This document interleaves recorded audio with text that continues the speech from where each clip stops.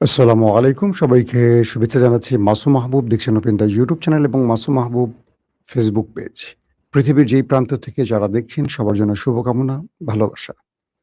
দর্শক, বেশ কিছু আন্তর্জাতিক বিশ্বের গুরুত্বপূর্ণ খবর নিয়ে বসেছি। আমি সংক্ষিপ্ত সময় চাইবো আপনাদেরকে সেই খবরগুলো একটা, একটা করে পৌঁছে দেওয়ার জন্য। আজকের প্রধান শিরোনাম, কাতার বলছে ওমান এবং ইরানের মধ্যে হরমুজ ইস্যুতে আলোচনা এগিয়ে চলছে। ভালো রেজাল্ট আসতে পারে। অন্যদিকে মার্কিন প্রেসিডেন্ট ডোনাল্ড ট্রাম্প ইরানের মিসাইলের ভয় খাবারের ট্রাকে করে পালিয়ে গেলেন। পৃথিবীর ইতিহাসে এই প্রথম সুপার পাওয়ার আমেরিকার প্রেসিডেন্ট একটা দেশের ভয়ে নিজে পালিয়ে গেলেন কিভাবে, তার বর্ণনা আন্তর্জাতিক গণমাধ্যমে প্রকাশ করা হলো। ৩ নম্বর, ইরানের আগামী সবচেয়ে বড় ভয়ঙ্কর যুদ্ধের জন্য ৬ জন গুরুত্বপূর্ণ সামরিক ব্যক্তির নাম প্রকাশ করা হলো। তারা কারা সেটা জানাবো। অন্যদিকে সৌদি আরব, পাকিস্তান এবং তুরস্কের মধ্যে যে জোট হচ্ছে, সেই জোট প্রশ্নে পাকিস্তানের স্বরাষ্ট্রমন্ত্রী মহসিন নাকবি তেহরান পৌঁছেছেন এবং এই বিষয়ে ইরানের ভাষ্য বা বক্তব্য কি হতে পারে সেটাও জানা গেছে। দর্শক, চলুন আমি আপনাদেরকে আরো অনেকগুলো খবর দিব, এই কটা শুধু শিরোনামে রাখছি। বাংলাদেশে সফরে এসছেন ৪ জন হাই ডেলিগেট। তারা হলেন ভারতের গোয়েন্দা যে বিভাগটি আছে তাদের গুরুত্বপূর্ণ ব্যক্তি, এর প্রধান সহ গুরুত্বপূর্ণ ব্যক্তিরা। এই ইস্যুতে বাংলাদেশের বিভিন্ন গণমাধ্যম বিভিন্ন টাইপের বক্তব্য প্রচার করছে। কেউ বলছে বাংলাদেশের সাথে একটি মধ্যস্থতা করতে চায় ভারত, এবং কয়েকটি গণমাধ্যম বলছে যে তারেক রহমান আমাদের প্রধানমন্ত্রী তিনি ব্রিক্স সম্মেলনে হয়তো যাচ্ছেন না। সবকিছু মিলে হঠাৎ করে প্রধান বাংলাদেশে কেন এলেন, তার উদ্দেশ্য কি, তার ভারতের পক্ষ থেকে বাংলাদেশকে কি বার্তা দেয়া হচ্ছে, কিংবা প্রধান বাংলাদেশে আসায় আগামী দিনে বাংলাদেশের রাজনীতির হালচাল কি হতে পারে, এই সবগুলো বিষয় নিয়ে কিন্তু ভেতরে নানান রকম গুজব বা গুঞ্জন চলছে। আমরা বিশ্বাস করতে চাই যে নতুন সরকার ক্ষমতায় বসছেন, যারা স্লোগান দিয়েছেন সবার আগে দেশ বা সবার আগে বাংলাদেশ, এই থিওরিটি যেন তারা বাস্তবায়ন করেন। দর্শক, আসেন আমরা এবার একটু আন্তর্জাতিক খবরে নজর দেই।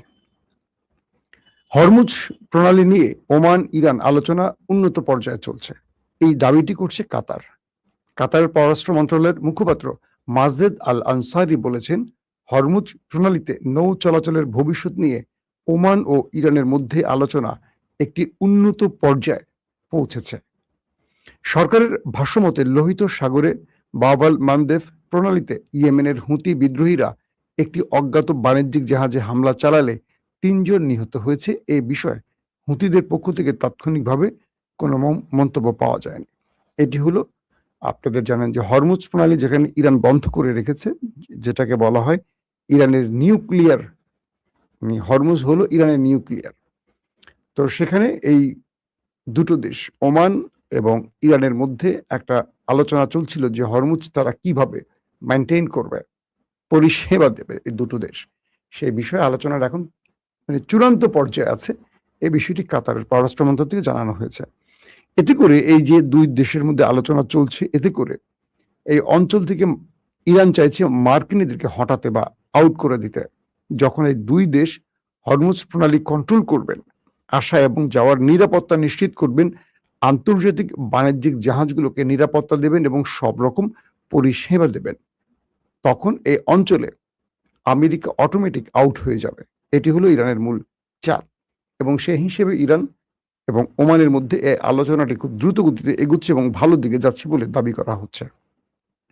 আর দ্বিতীয় যে খবরটি দিলাম সেটি হলো, লোহিত সাগরে বাব আল মানদেব প্রণালীতে ইয়েমেনের হুতি বিদ্রোহীরা একটি বাণিজ্যিক জাহাজে হামলা করেছে, এতে করে ৩ জন নিহত হয়েছেন। এই বিষয়ে হুতিদের পক্ষ থেকে তাৎক্ষণিকভাবে কোনো মন্তব্য না করলেও বলা হচ্ছে যে হুতিরা এই অঞ্চলে কিছু দেশের জন্য জাহাজ চলাচল বা কার্গো চলাচলে নিষেধাজ্ঞা দিয়েছে, তার মধ্যে অন্যতম হলো সৌদি আরব, এবং তারা সিরিজ সৌদির জাহাজগুলোতে হামলা করে সৌদিকে পাগল করে তুলছে।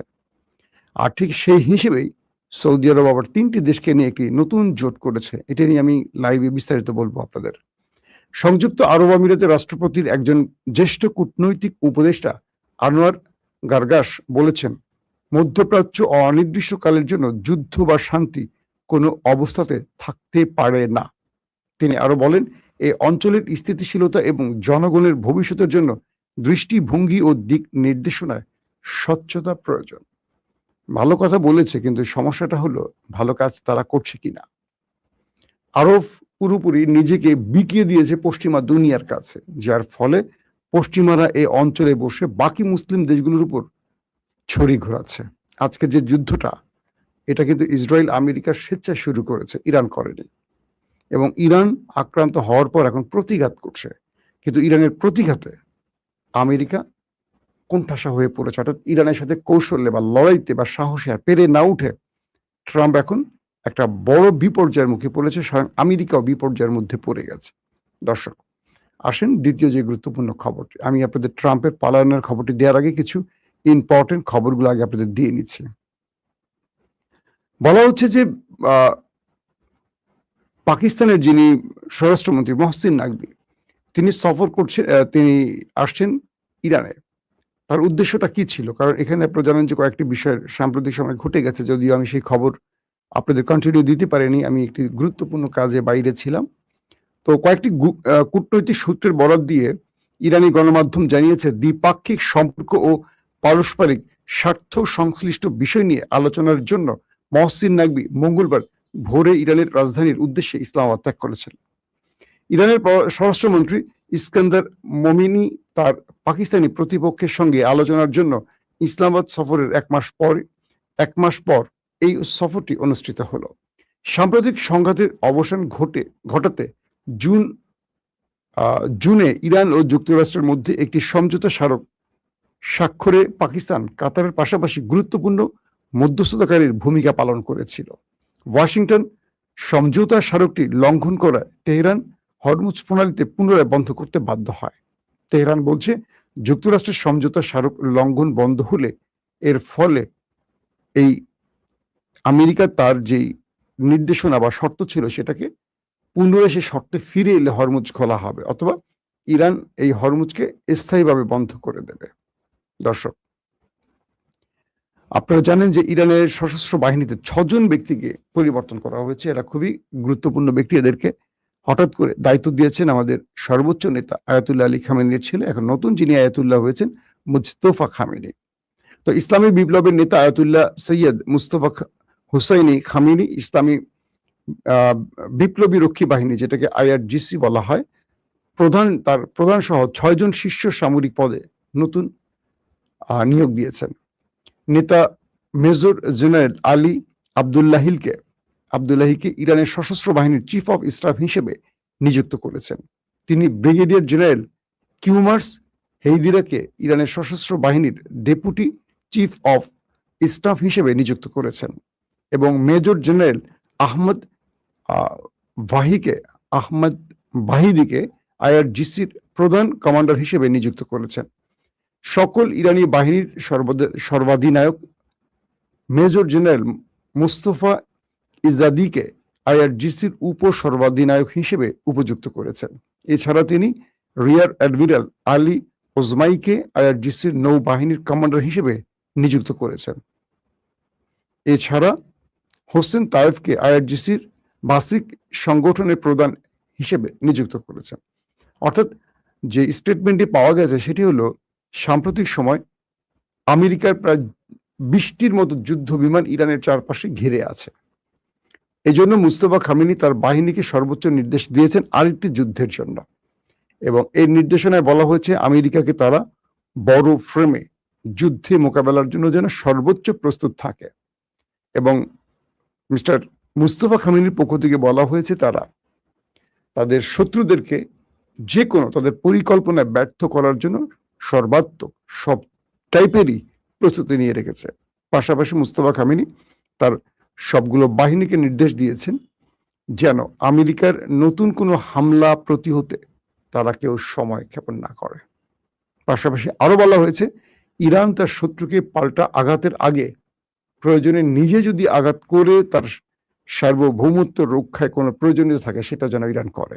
অর্থাৎ এক বাক্যে যদি আমি সহজ বাক্যে বুঝিয়ে বলি, আমেরিকার বিরুদ্ধে ইরান আরেকটা বড় যুদ্ধের প্রস্তুতি নিচ্ছে এবং সেই যুদ্ধের জন্য ইরানের সশস্ত্র বাহিনীগুলোকে মুস্তফা খামেনি নতুন করে আবার নির্দেশনা দিয়েছেন। দর্শক, তারপরে গুরুত্বপূর্ণ খবর হলো যে ইরান আমেরিকার স্বার্থ সংশ্লিষ্ট এক মিত্রর জাহাজে এক ভয়াবহ অ্যাটাক করেছে এবং এই জাহাজে হরমুজে এই অ্যাটাকটি হয়েছে, যার ফলে আমেরিকা নতুন করে ইরানের আরেকটি ধাক্কা পেল। এবং ইন্টারেস্টিং ব্যাপার, আমেরিকার এই জাহাজটিতে আক্রমণের পর এখন পর্যন্ত আমেরিকা পাল্টা জবাব দেয়নি। পৃথিবীর বহু গণমাধ্যম দাবি করছে ইরানের কাছে কি আমেরিকা অসহায় আত্মসমর্পণ করেছে। ইরানের বর্তমান প্রেক্ষাপটে যেভাবে ইরান সবকিছু কন্ট্রোল করছে এবং হরমুজ প্রণালীকে যেভাবে পুরো অবরুদ্ধ করে রেখেছে বা নিষিদ্ধ করে রেখেছে সবার জন্য, এবং এই অঞ্চলে আমেরিকা সর্বাত্মক চেষ্টা করেও হরমুজে ইরানের নিষেধাজ্ঞা বা ইরানের যেই এই অঞ্চলে যান চলাচল বন্ধ করার পর যে ইরান নির্দেশনা দিয়েছে সেটাকে ভাঙতে পারছে না মার্কিন নেভাল টিম। বলছে যে আমেরিকার যে নেভাল ব্লকেট তৈরি করেছে কার্যত সেটা ব্যর্থ হয়েছে ইরানের কাছে। এবং আজকে যে জাহাজটিতে ইরান হামলা করেছে সেই হামলায় কয়েকটি গণমাধ্যম দাবি করেছে যে ব্যাপক বিস্ফোরণ হয়েছে এবং জাহাজটির আশেপাশে কয়েক কিলোমিটার থেকে শুধু আগুন আর তেল, ওই জাহাজটি বিস্ফোরিত হয়ে তেল ছড়িয়ে পড়েছে এবং আমেরিকা এই দৃশ্য দেখতে শুধু চেয়েছে, কিচ্ছু করতে পারেনি। এবং ইরান এতটা অ্যাগ্রেসিভ, আমেরিকাকে পাল্টা ধাক্কা দিচ্ছে, যেটা আমেরিকার জন্য এখন টেনশনের কারণ হচ্ছে যে আমেরিকা ইরানকে মাটির সাথে মিশিয়ে দেওয়ার ঘোষণা দিয়েছে। তারা এখন ইরানের হামলাগুলো শুধু চেয়ে চেয়ে দেখছে। দর্শক, যে খবরটি দিয়ে শেষ করতে চাই আজকে আপনাদের খবরটি, আমি চলেন সেটা আগে আপনাদের একটু। এদিকে আরেকটি খবর পাওয়া গেছে, সিরিয়ার আদালত সাবেক রাষ্ট্রপতি বাশার আল আসাদকে মৃত্যুদণ্ড দিয়েছে। এটি আপনারা হয়তো জেনে গেছেন বা বিভিন্ন কারণের মাধ্যমে চলে এসছে। অন্যদিকে বুধবার আঙ্কারায় বৈঠকে বসতে যাচ্ছে তুরস্ক ও ফিলিস্তিনের রাষ্ট্রপতিরা।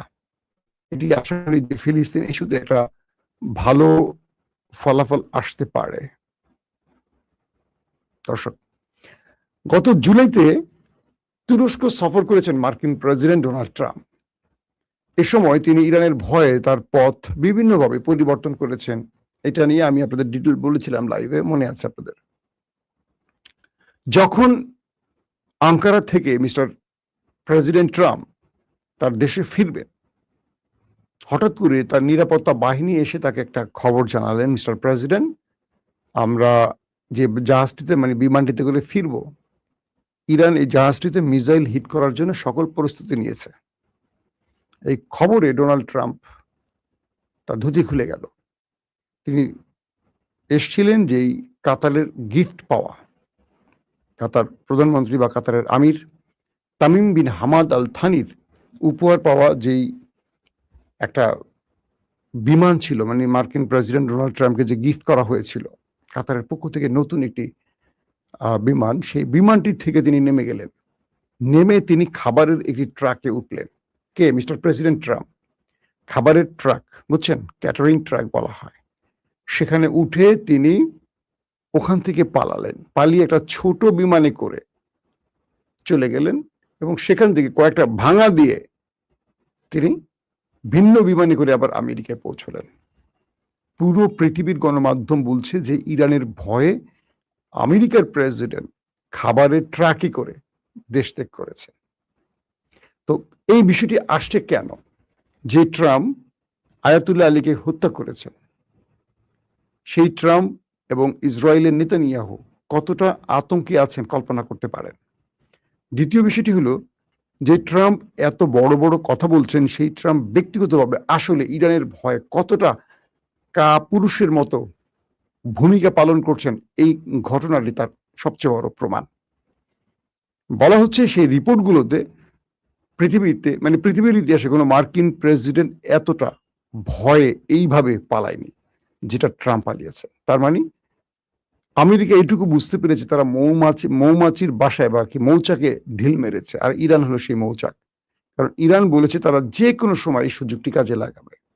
যারা আয়াতুল্লাহ আলী খামেনিকে হত্যা করেছে, তাদের প্রতিশোধ নেওয়ার শপথ করেছে ইরান। আর তাই ইরানের ভয় এখন আমেরিকা বা ইসরায়েল, পৃথিবীর বিভিন্ন দেশে তারা সফর যে করছে এইভাবেই করছে। হয়তো সবগুলো ঘটনা সাক্ষাৎ প্রমাণিত হচ্ছে না বা আসছে না। যেমন নেতানিয়াহু তার দেশেই সবসময় আতঙ্কে থাকে এবং তার প্রতিটা গতি প্রকৃতি বা চলাফেরার মধ্যে যথেষ্ট রেস্ট্রিকশন আছে, এবং ট্রাম্পেরও আছে। তো এক ইরানকে টোকা দিয়ে আমেরিকা ইসরায়েলের ঘুম মোটামুটি আমরা বলতে পারি হারাম হয়ে গেছে। দর্শক, আজকের মতো বিদায় নিচ্ছি। ইনশাআল্লাহ আজ রাতে 11টার পরে আরেকবার লাইভে আসার চেষ্টা করব। সে পর্যন্ত আল্লাহ আমাদের প্রত্যেককে নিরাপদে রাখুন, সুস্থ রাখুন। আল্লাহ হাফেজ।